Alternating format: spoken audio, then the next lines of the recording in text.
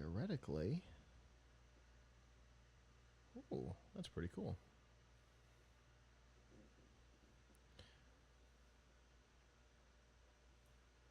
Oh. God. See, when my brain is messed up, I do stupid things. All right. And go live. Okay. Did you see the topics? No, let me take a quick look. Sorry. No worries. For my topic, I think the AMD versus Intel story would probably be a good one. Okay. I agree. So let's see. Okay, contact tracing becomes exposure notification. Nintendo suffers data breach. Know about that. Facebook Messenger adds rooms feature to free you from Zoom. And See, it's fun. AT&T's media brand struggle. Okay. It's funny. Yes. You laughed when you read it, so I accomplished my goal. Yes. Why? Yes. Are I'm you going to not trust Facebook because what happened? right? Right? That was the thing that I thought was so funny. In fact, at the end of the article, I say so users will now have to make a decision on whether to use a product from a company that has demonstrated a lack of user security or a company that's demonstrated a lack of user privacy. Not the ideal scenario. Yes. Yes. You can't really win here. There's no, you know, you can't win. How can you win? Yeah. Okay. The lighting in here is weird tonight. I don't know why.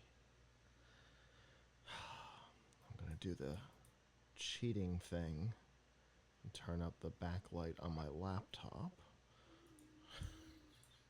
So for those of you who are watching live, you can hear us discussing as we get ready to go live. Hello. I have one last thing I have to do. I forgot to turn the chat room monitor on. I'll be back in a second.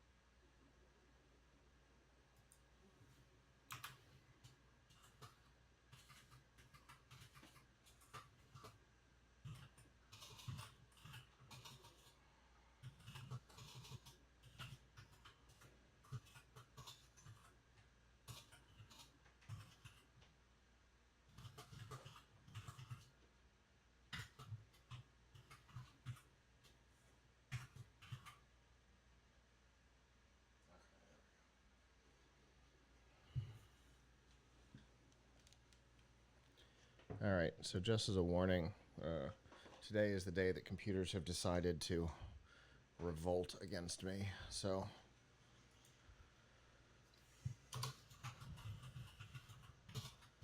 Understand. any weird thing is possible during the show, so it is what it is. All right. I think I have everything set to be quiet. So I'm ready if you are. Yep. Okay. Record you. Record the studio. Record audio. And here we go.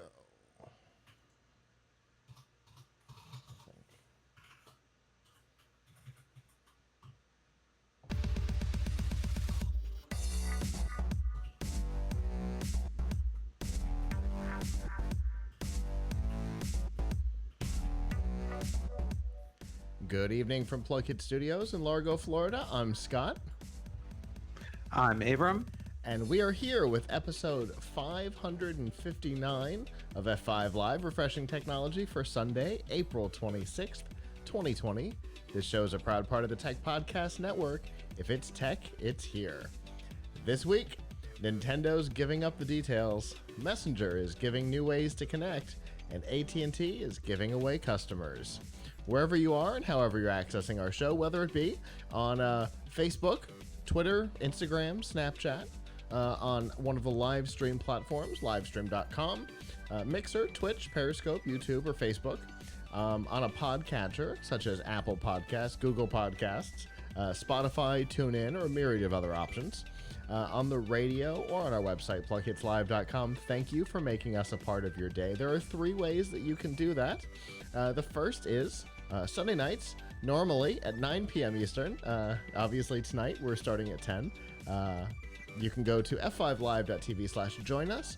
There you can chat with us in the studio, give us your feedback on the topics as we talk about them, which is something that Avram and I love to get.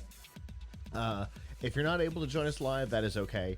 If you are in the New York area or you want to listen on their website, 88.1 WMLD radio, and then Tuesday mornings at 10 a.m. Or, of course, you can always go to plughitslive.com/subscribe and see all of our shows, including F5 Live, The Pilch Point, and a whole lot more, and see all of the ways that you can watch or listen. Avram, things don't seem to be getting closer to normal around here. No, not here either. I mean, it's definitely a really messed up time uh, for for the world, Mm-hmm. for New York, where I live, for my own family. So it's this is serious business at a really difficult time. Just to put it in some perspective for folks, this is real people are actually dying, and I know at least one pretty well, as my father-in-law just passed away a few days ago from COVID-19. So it is not it is no fake. It is real. So but I'm lucky to be here right now, safe at home, and to be able to continue working, which a lot of people have not been. Uh, so Yeah. so I'm grateful for that, and I'm grateful to uh, to to be here. So let's let's all try to stay safe and enjoy technology, which is a life raft for us all. Indeed. And you mentioned that there's a lot of people who aren't working. If you're watching us live right now, um, the Drew Project, which is an organization that I do a lot of work with, is actually doing a fundraiser right now. As a because one of the groups that's not working right is live performers, particularly the type of people who perform in small venues, have very little outlet, and they're doing a fundraiser. It's actually a drag uh, um, grant fund, and so I think it ends in about 2 hours. So if you're interested, I know there's a lot of drag performers that are doing some interesting stuff, and this Thursday, our good friend Jay Rodriguez, who many of you may recognize as one of the original Queer Eye guys, is doing a benefit on his Facebook page, and we're trying to help him get the word out on that too. So he's a cool guy. I like working with him, and it's one of those times where those of us who do have the privilege of being able to work, right, in jobs that can be done from home, or in jobs that are being created from home, right? Because Parks and Rec is coming back after 5 years to NBC this week, in a weird from their homes episode reunion odd story show. So Yeah. for those of us who are able to work and might be able to help out with some of those who are not, it's definitely it's definitely appreciated. Even if all you can do is share this stream of somebody who's doing a charity event, do do what you can to help those who don't have an option. I guess is my point. So anyway, that was my little so, social soapbox for a second. I apologize. I don't do that very often, but it's like you said, it's a weird time for everybody. So you know, however we can help each other. And if our viewers or listeners are working on any projects that are, you know, social good projects, whether you're uh, printing face masks or a friend or somebody is doing a charity stream, let us know. We'll try and help get the word out on that too. See what we can do. It's always worth a try. Anybody in your circle doing anything interesting with their time? Um, can't can't really think of anything offhand right now. I mean, uh, it would definitely. I can't really think of anybody offhand right now doing that I know doing charity work, but it's possible that they are, and I've been distracted from hearing about it with everything else that's going on. Sure. Absolutely. That sounds perfectly reasonable to me. But yeah, if people have things that are going on, let us know. We'll be we'll be happy to share it out if it makes sense. Um, there's a lot of people doing some interesting stuff out there. Um, yeah, the face shield project has been one of the most one of the most interesting. Amrock is heavily involved in that here, printing the headbands for them. Yeah, well, a local business here that a lot of people may recognize. I don't know if I mentioned this last week, so if I did, sorry. Um, but a local business here that is the key business for one of the leaders in electron and like maker stuff. Um, the Adafruit, Mm-hmm. which if you do anything with Raspberry Pi or Arduino or building robots, you probably use some of their stuff. They are a very unique business because they actually have a factory and they make all their stuff in New York City. I dare say there's probably not a lot of electronics factories in New York City, Right. um, and and they have switched like 100% to making face shields and other kinds of PPE in their factory. That's So that's so cool, and I am a longtime supporter of the company. Uh, just off camera that way, we actually have a wall built with their LED pixels. Um, so yeah, yeah. I mean, yeah, they make such fantastic stuff. The company has a really great story. It was founded by it was founded by a young woman who had just finished. I think she had just finished like MIT, and then she decided to start her own business, and it's become really, really huge. mhm. You know, lots of employees, very popular website with videos, and I think it's been going now for something like 15 years. So it's not a new business, Yeah, but they're doing some really fantastic stuff. yeah, for sure. I when we were first doing the the ASCII Warriors thing 7 or 8 years ago now, we used to you know, live on their website, uh, trying to decide what projects we might do during downtimes and stuff like that. And we did stuff with the LED rings and stuff. And then from Plugkit's perspective, we built the wall using their pixels. They've got all kinds of interesting stuff. If you are a maker, they are the company to go to for stuff. So, and you know, I like hearing that they saw a problem that they could fix and went out to try and help. Yeah, we actually have a full story all about them and their like PPE effort. on tomshardware.com if people are interested in reading it. We interviewed them, the top people at the company, about it, and did a story. So. That's really cool. I definitely want to check that out. But obviously, we have some news to get to, so let's get to that.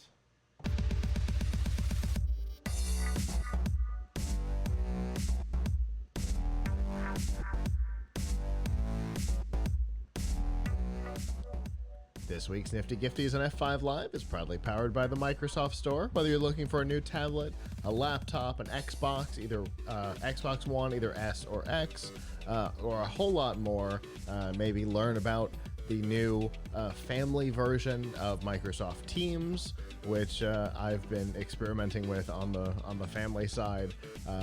Or you're looking for a phone, or VR or AR headsets, and a whole lot more. It's all available from the Microsoft Store, and if you are a student or military, you can get a discount on almost everything they offer, and you can find out about all of that by going to f5live.tv/Microsoft. So we talked last week about the contact tracing program that Apple and Google were working on to help identify the spread of COVID-19. But Avram and I brought up a number of technological concerns, and this week, Apple and Google have addressed all of them, which is fascinating. It's unusual that we would bring up, a list of things that we saw as potential problems, and then within a couple of days have those companies recognize them themselves and respond to them. I was pretty happy about that. First of all, they're changing the name of what it is. They're no longer calling it contact tracing. They're going to call it exposure notification, because the name contact tracing is a very Silicon Valley way of looking at things. It describes the technology but not the goal. um, and so the name alone adds concern to the process, because I don't want them tracing my contact. Uh, but being able to give notification on possible exposure is the goal, and makes it sound more appropriate. But one of the things we talked about, right, Avram, was what about my phone just talking to my neighbor, right? that was Mm-hmm. that was one of the things. Just because we have Bluetooth contact doesn't mean that it matters. And so the API is going to support Bluetooth signal strength, so that the platforms will be able to determine whether or not the contact matters. Basically, a way of being able to But determine distance. It's not perfect, but it's better than nothing, right? right. Well, I guess the question is how well does that work, and what are people going to do with this information? Mm-hmm. Because um, if the I think what we don't have answered here is what's going to happen if you do have a contact exposure come up, right? Like, what is going to be, like, are you going to be legally obligated? Is somebody going to enforce it? uh I know this will be a controversial thing to say, but if it's not enforceable, then it's not that useful, because if everybody's just deciding whether or not they feel like they've been exposed and feel like they're going to be responsible enough to go out, and it doesn't have any force of, I don't know, law behind it, then how are you going to really make it work if everything's just like a, you know hey, we think you might have been exposed, it would be nice if you didn't go outside for a while. Bye Like, bye. I don't know. Yeah, I don't know a lot of people who are going. I mean, I think a lot of people are going to say, like, okay, well, I don't trust it. I didn't really get it. Oh, it's been more than X amount of hours, so I probably don't have it. Right. So And mind you, if there's no force of law behind it, there's also no force of law to say to someone, say employer or whatever, like, hey, you got to let them stay home and not discipline them and pay them or whatever. Like, a lot of people are genuinely concerned that if they are forced to stay home, as many have been forced to stay home now, that they're not going to be able to support their family and pay the bills. So like, Right. I, as it is, with a general, shelter in place order in a lot of states, uh, people are having there are lots of problems with compliance. Now you have something that's kind of, if it's kind of optional and private and like, oh yeah, okay, out of an abundance of caution, I'm going to be nice to everybody and not go out, but I don't think I'm really going to get sick. Like, that's not going to do it. Like, Right. that the level of compliance is going to be very low. And also, what are you going to tell your employer? Like, oh, the the Google says that I walked by, that I might have been exposed. Oh, really? So, but are you exposed? Oh, okay. Well, you're entitled to not come to work and not get paid. Like, so, like, I think that in order for it to really work, there has to be some teeth behind it. And the more teeth there are behind it, the more the technology itself comes into question. Like, oh, do I Hmm. want to be like legally forced to stay home because I was standing at my window and my neighbor was standing at their window like ten feet away, Right. or, maybe less. But hey, the Bluetooth signal was really strong through the window or something, Right. Yeah. like, Obviously, there are problems, and it's important to note that obviously Apple and Google have what they're building is an API structure into their operating systems for iOS and Android, so that uh, um, governments or whoever can build the tracing apps. So that's an important bit. Apple and Google aren't involved in the actual product, nor obviously are they involved in the legal aspect from any uh, any jurisdiction, the U.S., the EU, Asia. They're not involved in any of that. But you're absolutely right. The value of the concept only matters if it means something, and the more it means, the more the technology is going to come into question. So, the, but at least the API before didn't even expose the Bluetooth signal. So, if you were at 0.1 percent Bluetooth signal strength, so you could have been as far as 300 feet apart. It still reported a ping, right.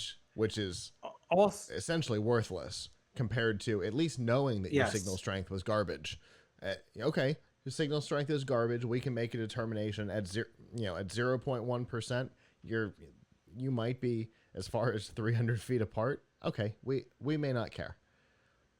right. That stat may not matter.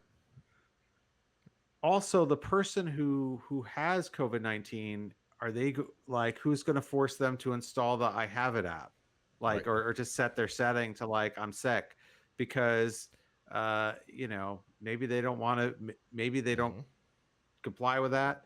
Maybe they're an old person who doesn't have a smartphone. uh Right. there's a lot of holes here.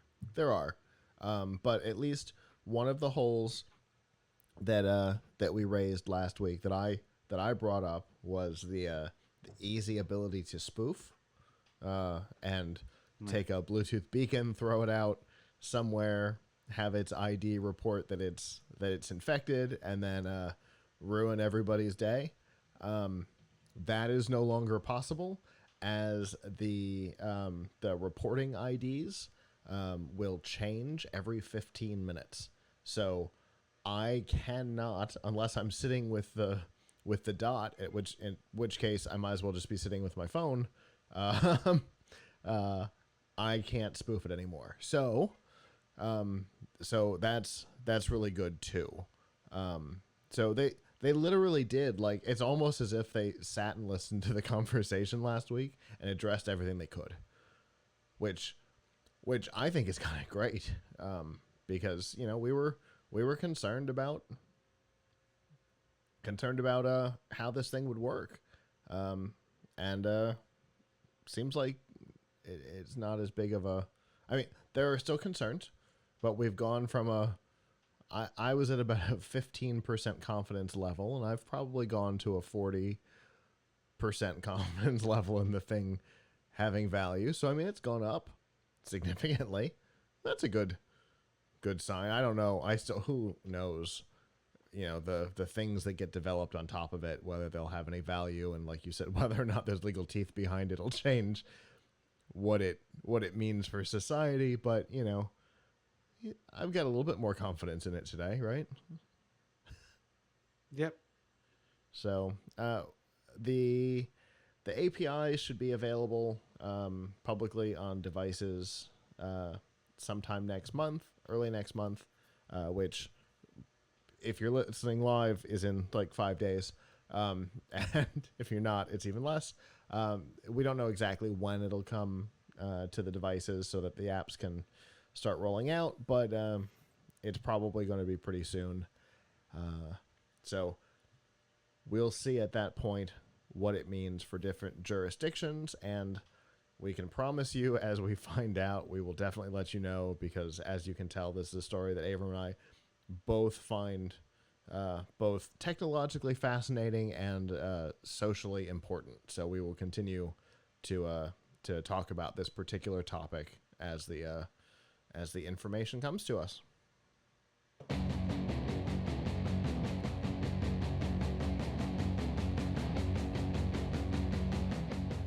This week's Pilch Point with Avram Pilch is proudly powered by PureVPN.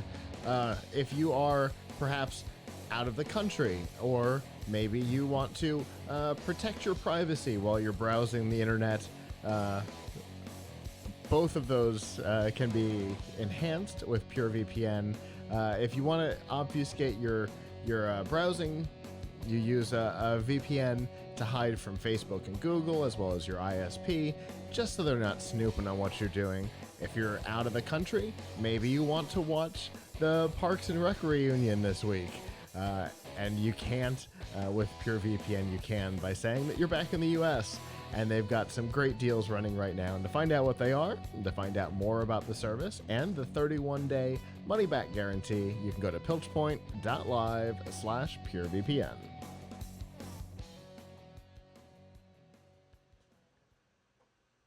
All right, Avram.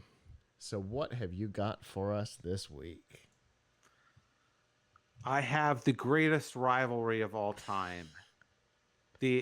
Forget about Red Sox versus Yankees in baseball. Forget about Lakers versus Celtics in basketball. Forget about the US versus Russia in ice hockey. Forget about any of those things, any rivalry that you could possibly imagine, because the greatest rivalry of all time, of course, is AMD versus Intel for CPUs. And this week, our senior editor at Tom's Hardware, Paul Alcorn, did the ultimate comparison, the ultimate face-off between AMD and Intel CPUs. Now, honestly, ideally, we would have also done a face-off of their coffee, of what type of coffee they have in their coffee machines, and the cleanliness of the corporate restrooms. But as that information was not completely and fairly available to us, we had to go with what we know about their CPUs. Believe me, it's not for lack of trying. I continue to try to get pictures of what the break rooms look like at Intel and AMD, so we can do a face-off there. But anyway, so perhaps a vending machine face-off. I mean, I don't know what kind of vending machines they have. Interestingly, you would think that these two companies are pretty evenly matched on processors, but there actually is a very clear winner for the moment. And that winner is AMD. AMD won 7 out of 10 rounds in our face off. Now, this does not mean that AMD is the only right choice for people. It really depends on what you want to do with your CPU. So here's why AMD is wins more rounds and is the better choice for a lot of people. First of all, firstly and foremostly, you get the most more for your money. Um, AMD's Ryzen chips give you more cores and threads for the same or price or less than you would pay for a similar Intel chip. For example, if you were to, for example, uh, the to get the top consumer chip, the top sort of mainstream consumer chip on Intel right now is a Core i9 9900K. That has 8 cores and 16 threads. Uh, the top um, the top chip that's 499. For the same price, you get a Ryzen 9 3900X that has 12 cores and 24 threads. And for a measly 399, uh, or actually 339, it can usually be had at retail.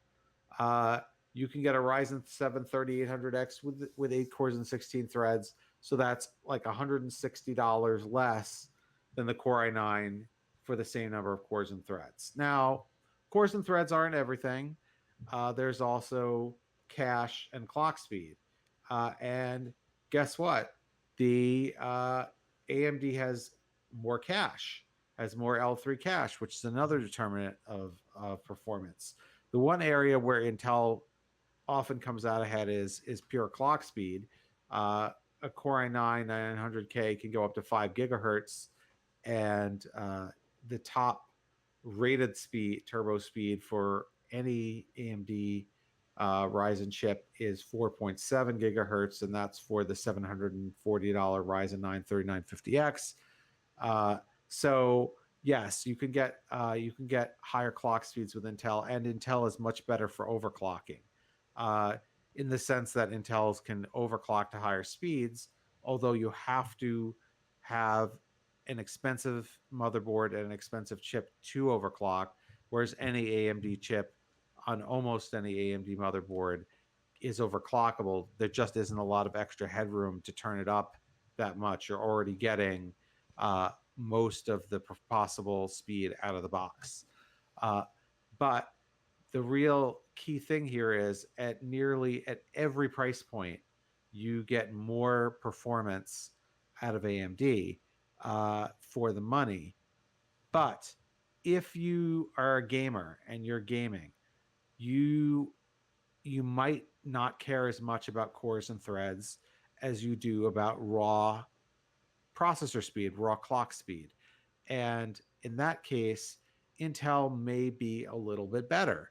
On the other hand, consider that most if you get to a certain high enough resolution, maybe above 1080p in your games, you're going to really get to a point where the processor is not the bottleneck.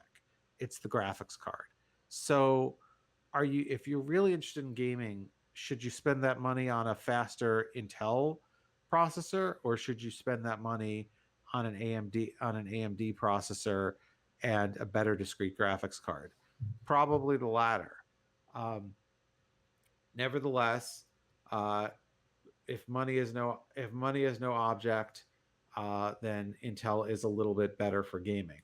Um, Intel also has been a little bit quicker on the draw with drivers, but AMD gives you more for the money at every price point, with the possible exception that there are some AMD chips that don't have integrated graphics on the higher end, and there are Intel chips that do, like the 900K. Now, that is for the rare person who would actually buy a really expensive CPU and not buy a GPU at all. which seems like a strange combination. But I guess that person who really wants the most power possible for crunching Excel spreadsheets, um, that person might prefer Intel because you get integrated graphics on the high end processors. Um, but overall, AMD seems to be winning the war very, very, very effectively. And if you want to read more about it and really get into the nitty gritty of why, please check out our article on tomshardware.com. It's in the top nav, AMD versus Intel CPUs. So, the person who wants a lot of power and no external video card could be somebody who's running a multi VM server. That's true. In that case, though, if they're a server, they're probably not going to use something like a consumer card, like a core consumer chip, like a Core i9. They're probably going to go with a Xeon, D- depending on who if you they're are, really doing that. if you're Yeah, building a little thing for your home or a like a demo dev environment, you may not care that much. But yeah, if you're doing, especially if you're doing it for production, you would definitely want to go the Xeon route. Although today, why anybody would have physical servers in their possession is a bit of a mystery to well, me. maybe But you run the data center. yeah, right. But then you're definitely going with Xeon. Yeah. But yeah, you're absolutely right. The number of people that would serve is probably pretty small. So did you say 7 out of 10 was was AMD? Yes. Was that the number you said? 7 out of 10. Yes. 7 out of 10 rounds, Okay. AMD won. Uh, so it obviously it wins for value. It wins for performance per watt. It wins for content creation and productivity performance. For specifications for process node, AMD is 7 nanometer, whereas most Intel chips, in fact, I believe all the Intel desktop chips as of right now are 14 nanometer. Architecture, security, AMD has had fewer security flaws Mm-hmm. um, than Intel. So Intel wins on gaming performance, overclocking, and drivers and software. So, uh, if you want more details, of which there are so many, check out the article on tomshardware.com. Well, cool. I obviously it's a very nuanced thing and not the kind of thing that an average person can wrap their head around on their own. So it's nice to Right. have you guys out there able to run these kinds of you know Yeah. bizarro world Now, tests that do make an impact on purchasing. yeah. Now, I do want to say for people who are, I mean, the ultimate goal obviously isn't a lot of people will read this article and be like, AMD, yay, or Intel, boo, or whatever, because there are a lot of fan people out Mm-hmm. there. But um, for those who are actually trying to decide what PC to buy, and by the way, we're really talking about desktop CPUs right now because Mm-hmm. AMD's penetration in the laptop space is still kind of narrow. Um, the really, if you're buying a pre-built desktop, you don't necessarily, you should go for the best specs and not be afraid of AMD, but don't feel like wedded to get one or the other if you're getting a good deal on the desktop. If you're building your own, however, and that's where you're really making the choice of what CPU and motherboard do I want, then this makes it really, really clear for you. Makes sense. And as our regulars know, we've been looking at updating here in the studio, and I'm always looking at these things from you because they do help me. They help me make decisions on what the next generation of in this room is going to look like. So it's always appreciated, Avram, and Obviously, as always, I look forward to whatever we talk about next.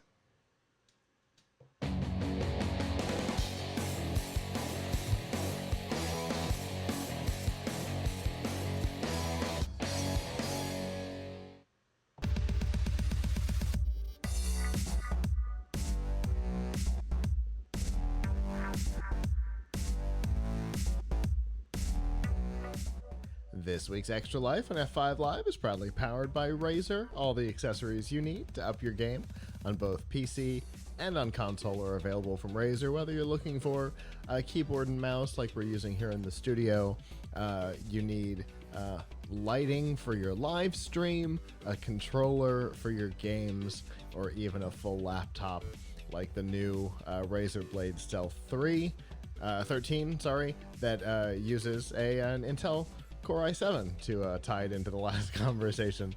You can find all of that by going to f5live.tv/Razer. So it's not usual that we talk about security problems in gaming. They exist for sure, but it's not a topic that tends to show up for us because most of the time when there's a hack or a data exposure, there needs to be something in it for the hackers. And for the most part in the gaming world, the hacks tend to be, username and password, and they're just going to mass sell data, which is what most hacks are about. Well, this week it was revealed that Nintendo and the Nintendo Network ID system had 160,000 user accounts breached. Now, why is this different? Because with the information that was retrieved here, the hackers had the ability to access the Nintendo Network IDs and make purchases. And what they were making purchases on were digital assets, which are purchased in the form of a code, which is then available. So a lot of it was in Fortnite in-game currency because there's a resale value on that, but there were other things purchased as well. So Nintendo said that the credit card information itself was not accessed. So you don't have to worry about off-network purchases. Also, all of the accounts that were breached have had a password reset done, and logging in via the Nintendo Network ID is currently disabled. So they have shut down the ability to do it any further. Obviously, if unauthorized purchases were made, report them. Excuse me. Report them to your bank or credit card or whatever is attached to your Nintendo account. But you don't have to worry about. No passwords were revealed, no credit card information was revealed, but if you do have unauthorized purchases, definitely report them and then reset your account. But at least it's not the wide version of a breach that we tend to see, right, Avram, where there's passwords or banking information and all that stuff, but a small number of people, and it does seem to be a small number, by the way, of the 160,000. It seems to be a small number of people whose accounts were actually accessed and purchases were made. So, on the grand scheme of things, it's a pretty minor attack. But for those who did have some purchases made, it's unfortunate. Yeah, I mean everybody is everybody is subject to getting a data breach, and this is by far not the worst, and it seems to happen all the time. What is that service? I think we should remind everyone, what is that service you were talking about where you could give a different credit card number to every place you purchase from? Yes. So the service is called Privacy. We have a deal with them right now. Plughitslive.com/privacy. If you sign up, they'll give you a couple bucks to try it out for free. Basically, you attach your credit card, your debit card, your bank account, something like that, and then you create cards. Each card can either be used one time period. It can be used for a particular service. So once you make your first purchase on the Nintendo network, it's locked to that. But then you can go into the app, which is my favorite part. You go into the app and say, "This card is currently turned off," and you can't make purchases until you turn it back on. So I do that all the time when I'm buying stuff online. I'll create like, this is the card that I use for running Facebook ads. I make my purchase, I turn it off. And that's it, because I don't trust them. With all the Facebook data that's gotten out, I don't trust that. So I just turn it back off. And I love that. And it's what's attached to my Nintendo account too. So does it let you, like, what does it appear as? MasterCard, Visa? Like, what does it think? What do the merchants think it is? It's a Visa. It's everywhere you want to be. Exactly. Yeah, it just shows up. It's just a Visa, and the issuing bank is whoever. I don't remember who. Some services choke on it, especially travel services, because some payment processors report it as a prepaid card, like a green dot, just because the bank is not recognized by every processor. So sometimes, like, the airlines might choke on it, but hotels.com loves it, and Southwest hasn't had any problem with it. So it seems like it's getting more stable on those things. So anyway, I can ask you more about it later, but I think that's an interesting, that kind of service is an interesting thing to prevent, to stop that kind of thing with the data breach. Because I think what everyone is worried about is, okay, they stole my credit card. Great. Now I got to go and if my credit card was stolen, then they could go and use it wherever they want. And B, then I have to go and get my bank to issue me a new credit card. And I've got to go into every service that I'm using, whether it's Netflix or Spotify or so many things on recurring billing on my credit card, and I will not remember them all. Right. And then you're going to get an email, "Hey, we failed to bill." And you're like, "Oh, right. Hulu. That's the one I forgot." So how does it look on your credit card statement? Do they all are all the charges from privacy, or are the charges from it just passes right through? Yep. They all report. So your bank doesn't know. So it says, basically, parentheses or square bracket privacy.com, and then a transaction ID, and then the description that was passed to them.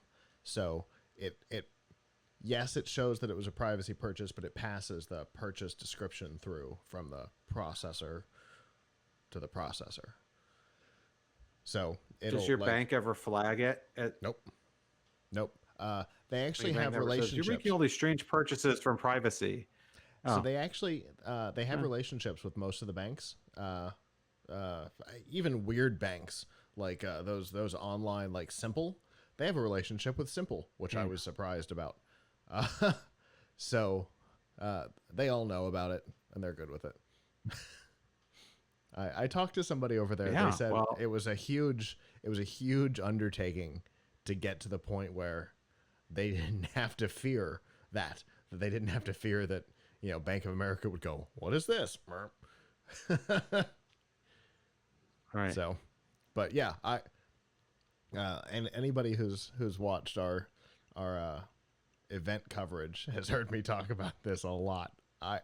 It's the only thing I use for online purchases now, which is great because my corporate card just got replaced because it expired, and doesn't matter.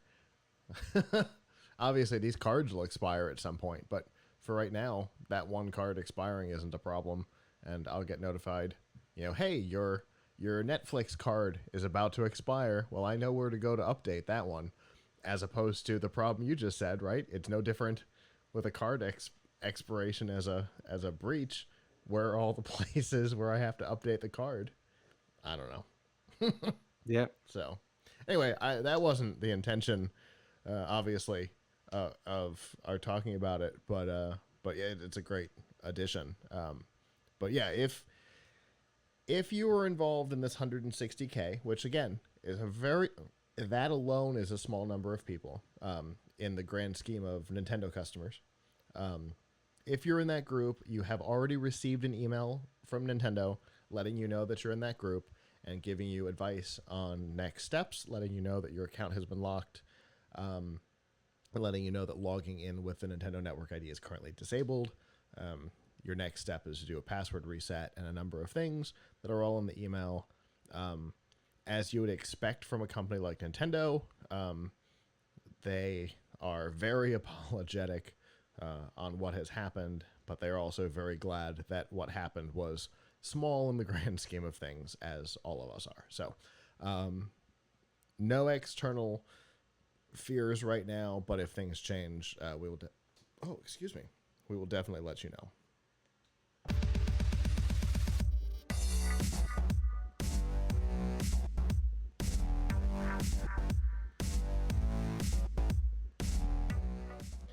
This week's news from the tubes and F5 Live is proudly powered by Riff Tracks. Make fun of movies or let these guys do it for you. Mike Nelson, Bill Corbett, and Kevin Murphy, the former stars of Mystery Science Theater 3000, are back and doing what they do best, creating commentaries for Hollywood blockbusters and B-movie oddities like The Most Dangerous Game. The way it works is for a couple of bucks, you download the MP3, play it along with your DVD, Amazon, Netflix, Hulu, wherever the movie happens to exist, and laugh. They also do live events, though this year's are obviously in question. We will see how those go. When the movies are done, they tend to show up on the website, and you can purchase those as a video and watch them. And they also have short films, those industry films from the black and white days, or the things you used to watch in school. And they make them not terrible. Oh my god, this one's called Little Red Riding Hood. It looks horrible.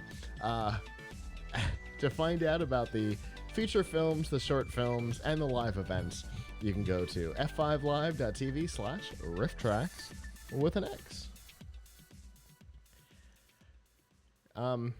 So, obviously, we talked about Zoom last week and the unfortunateness. I think it was last week. Maybe it was 2, but I think it was last week. The unfortunateness that has been their security, not just recently, but for a lot of their past. You know, we talked about the Apple issue last year and things like that.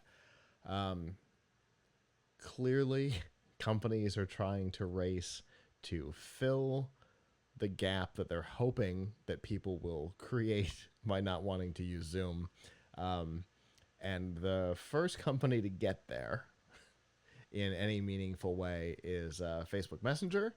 And they have created a new feature called Facebook Messenger Rooms, where you can do a large group video chat.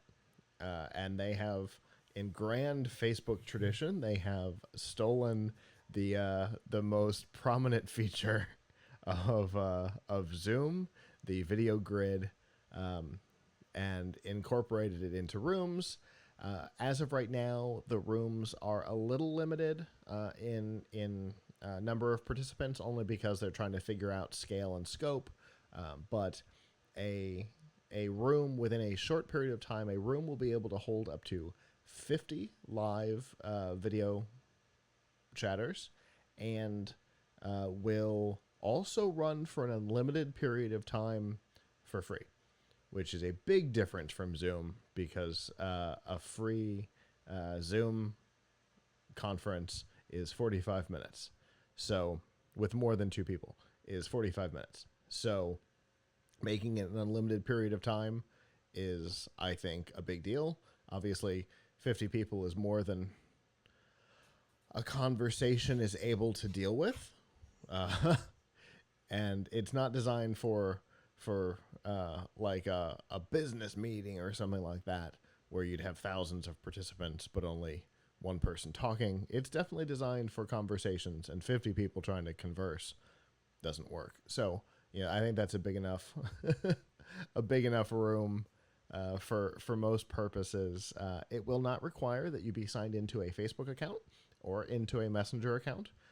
It will work exactly the way Zoom does. The person who creates the room creates the room. They get a URL and a passcode. They can send that to whoever they want, and they can join. And it requires no Facebook or Messenger account. Now, it's Facebook. So obviously, the first thing we all think is privacy. And Facebook has said that they absolutely will not listen to audio, watch video, or pay attention to the text of these chats.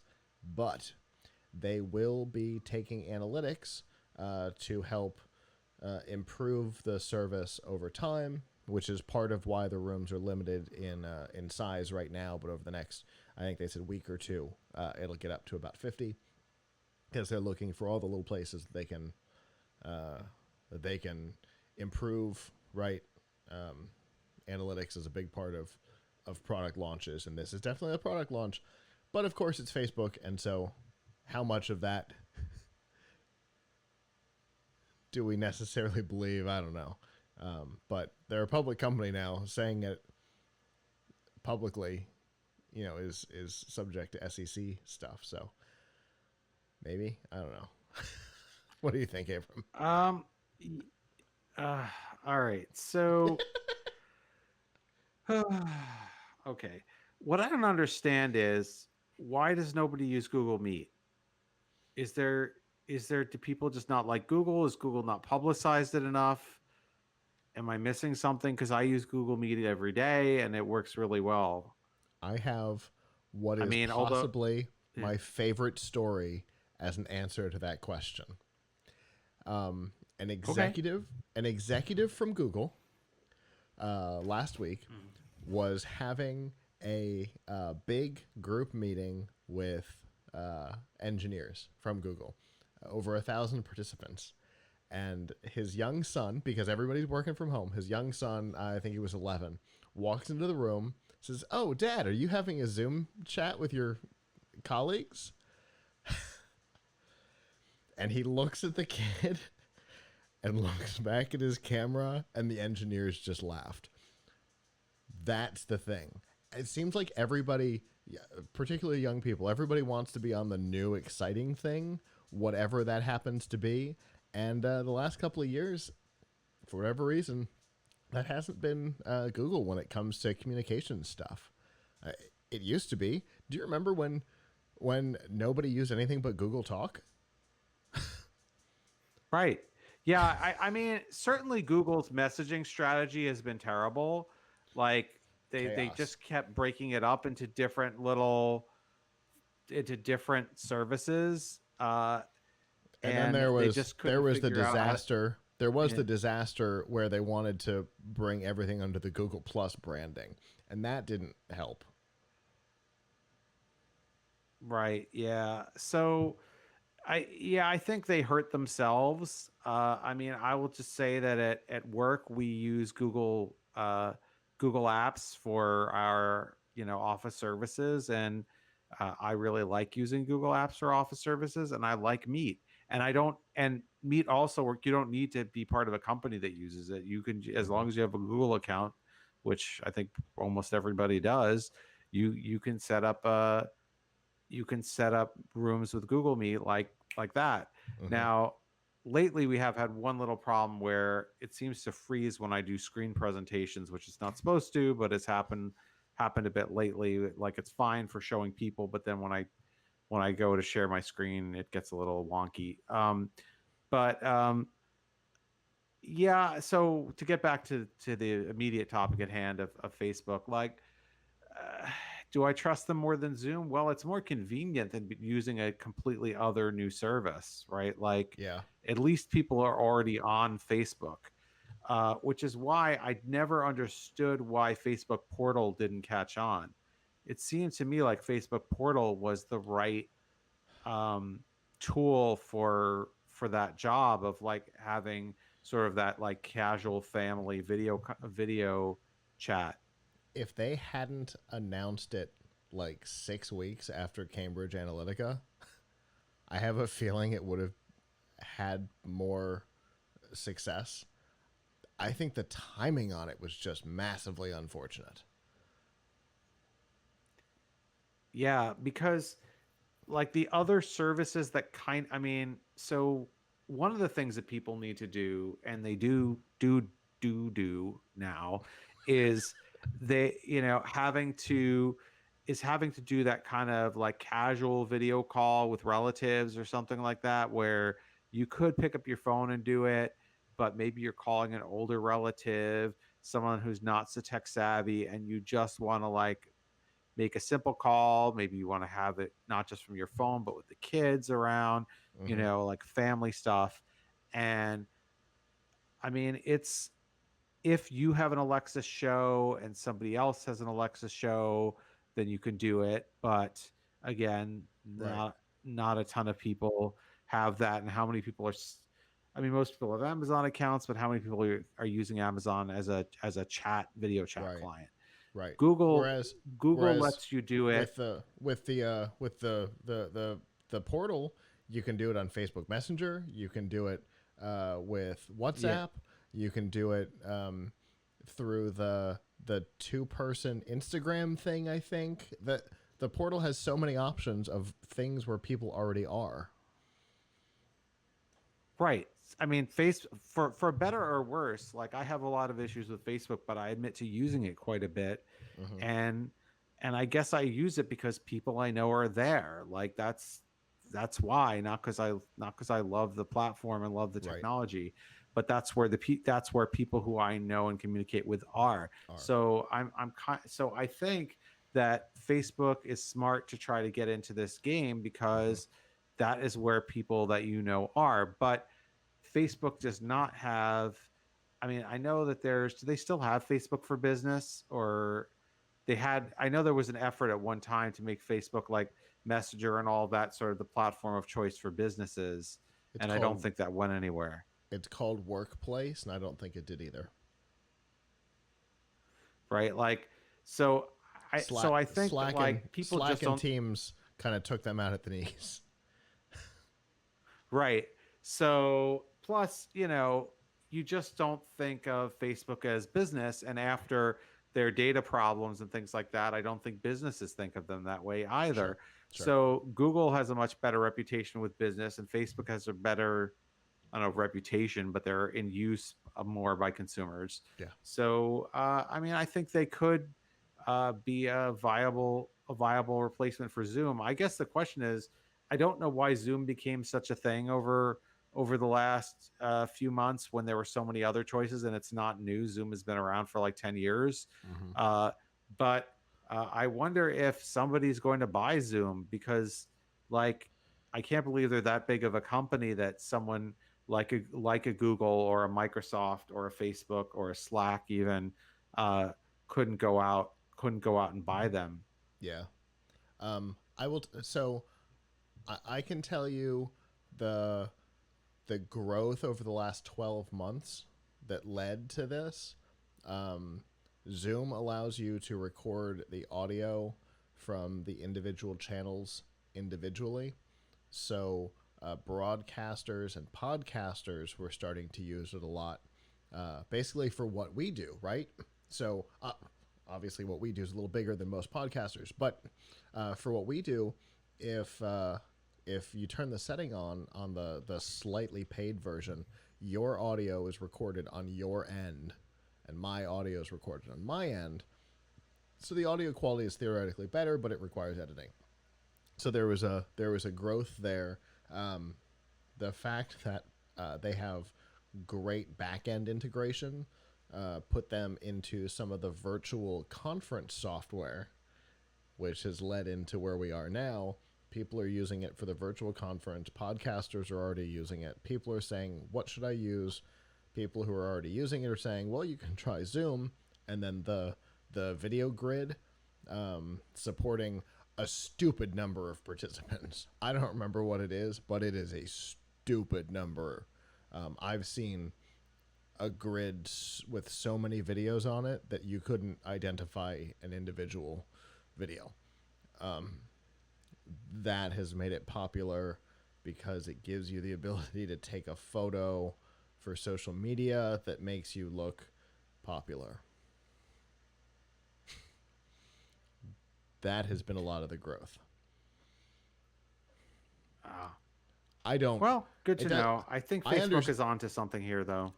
I agree. The fact that you don't have to use an account, that they say they're not recording or listening to or watching the audio and video, yeah, that makes it easy, and it's a place where people already are, and you've already said, if you're already there, you've already said, I don't care about their privacy concerns, right? You've already said, yeah. I'm accepting the privacy issues and I'm using the platform anyway. So there you go. So is the toss up, I guess, is privacy versus security. Facebook has never had a problem where I can remotely turn on your camera and watch you without you knowing. Zoom has. So that's, for me, that's the decision maker. So I have tried it. It works pretty well. I did it entirely from within here. I fired up a bunch of computers. It works. It's already available. And you mentioned the portal. If you happen to have one from a portal, you can apparently jump in too. So it's literally available everywhere. So it seems like a pretty good place if you're looking for an alternative to Zoom.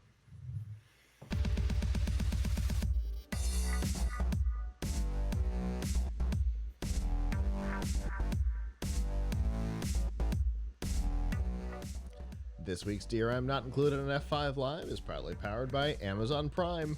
In addition to your free shipping, there are a lot of features that you may not know about, like Prime Music, where you can listen to several million tracks for free as part of your subscription.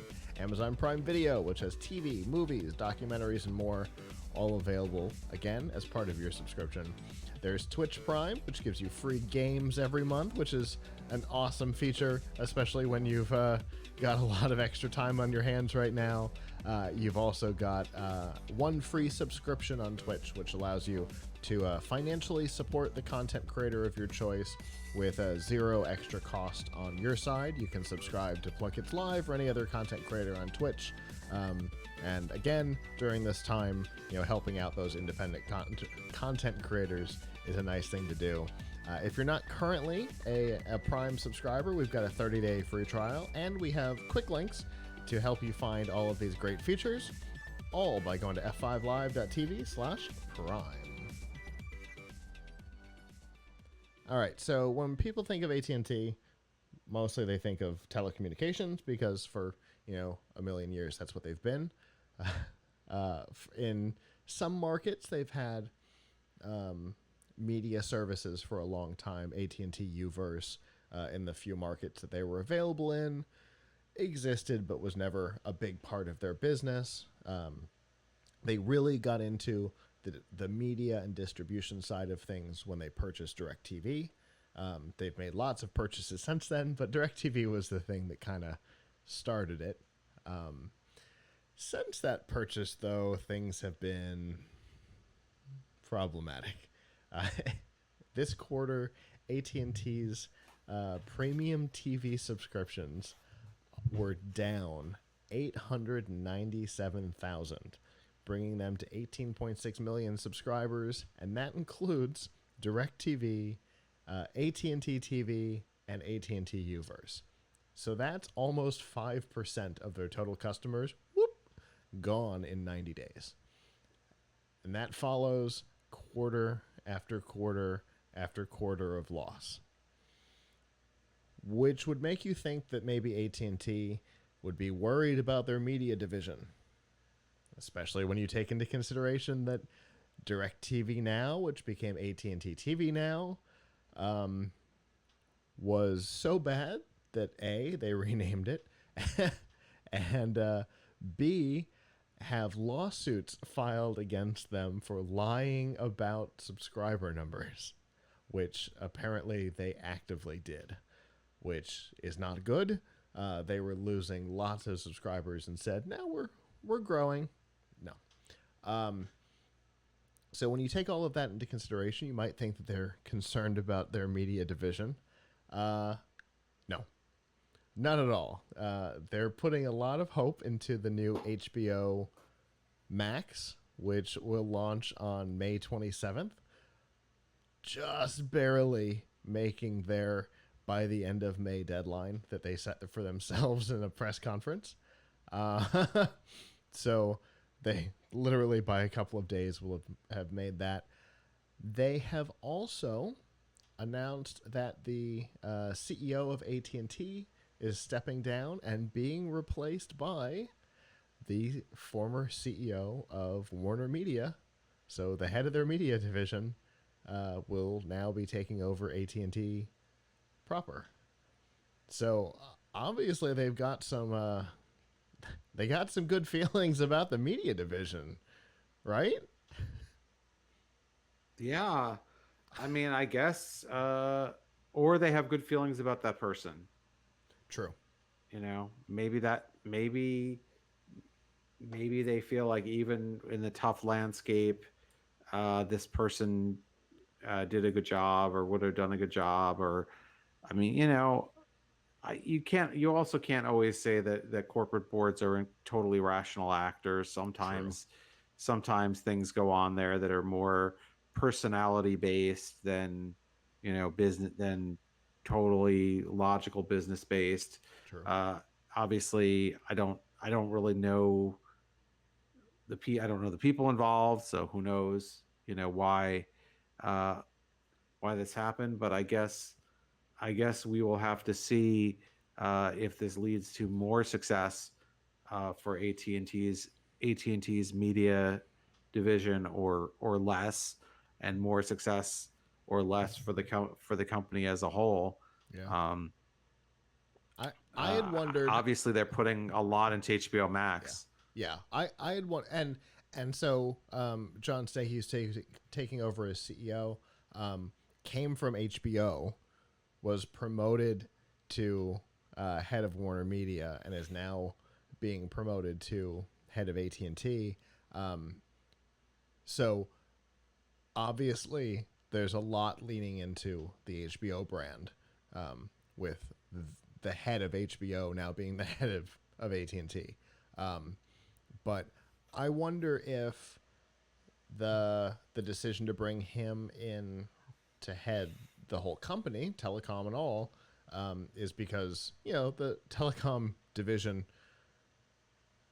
knows what it's doing. That they're going to keep trucking along, and maybe the mindset of a telecom company they felt was hindering the performance of the media side, which totally could make sense. They're very different businesses, and if you're trying to look at media the way you look at you know wireline and wireless telephones, you might make some bad decisions. So by bringing over the guy who kind of did bring HBO out of the dark a while back, there was a period of time where nobody really talked about HBO between the Sopranos and Game of Thrones. There was some some silent time, so he knows what he's doing.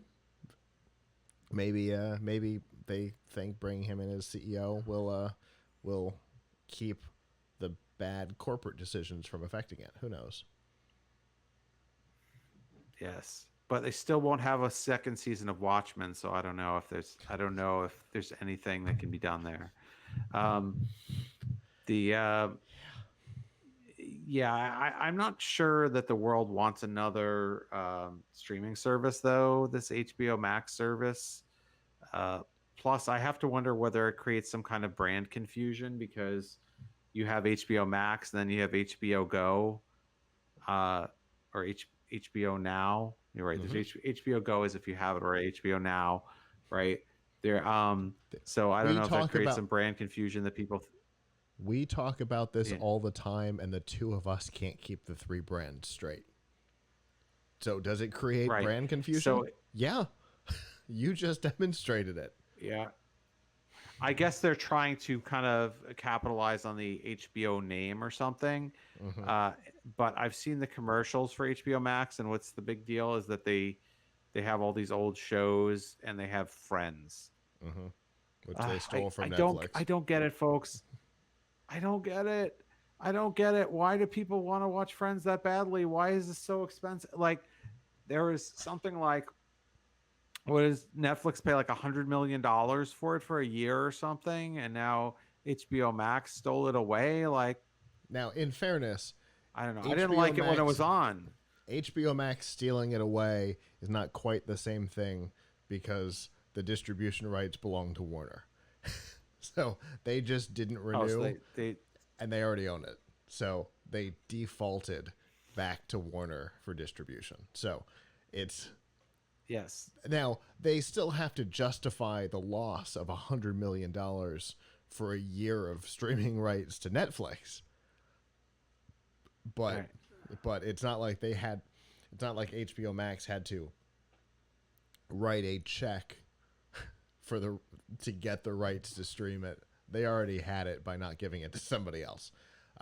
But and that's how a lot of the content here is going to work. And a lot of it is already Warner content, which granted is a big bucket of things, right? Because HBO falls under Warner, obviously. All of the Warner Brothers content all falls under there, and so we're gonna start seeing more of these Friends type contract non-renewals, I think, and things are just gonna start defaulting to HBO Max in the same way that Comcast has already started to do in preparation for Peacock, and the sale of their stake in Hulu. We're starting to see some stuff pop off the bottom of Hulu from Comcast. I think we'll see the same thing from the Warner side of things too. So they're definitely leaning in to this service hard, but one of the ways they're doing that, and I don't think I mentioned this in the article, is that a lot of existing and new AT&T media subscribers, whether it be Uverse or DirecTV or AT&T TV, AT&T TV, way too many letters, now or whatever the service, you're going to get HBO Max as part of that. So they might be trying to drive people to choose their service over another option, especially the AT&T TV Now. Again, way too many letters. Versus Hulu with Live or YouTube TV or what's the one whose name I can never come up with that sounds like Dish Network but isn't? Doesn't matter. The I can't remember it either. Dish Network had a receiver that was named the same thing. Doesn't matter. Anyway, the other TV service whose name won't come to me. AT&T Now is trying to compete against them. Oh, all of a sudden you get all the HBO Max stuff included in that subscription. That might be a selling point for it. So they might be trying to prop up that side of the business as well with HBO Max. So we'll see what it does for them. It is literally a month from now that it will launch. Who knows what it'll do, but we don't have long to wait. Well, that is our show. Thank you to those of you who joined us live. We always appreciate it. If you did not and would like to in the future, Sunday night, normally at 9 p.m. Eastern, you can go to f5live.tv/join us and chat with us in the studio.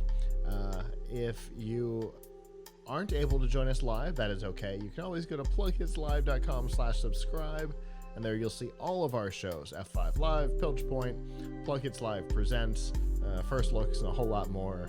And join us that way. Like we said at the top of the show, if you or somebody you know is doing interesting work, maybe doing a stream with with a charity event or something like that, and you would like to get the word out, let us know. We will try and support as many of them as we can. If you're on Twitch, we may even be able to co-host on our page for you. Just let us know. We'd love to help out where we can.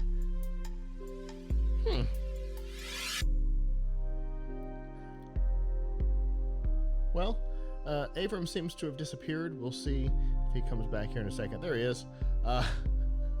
So, with that, on behalf of the staff that's not here, I'm Scott. I'm Avram. And we will see you guys back next time. Ciao.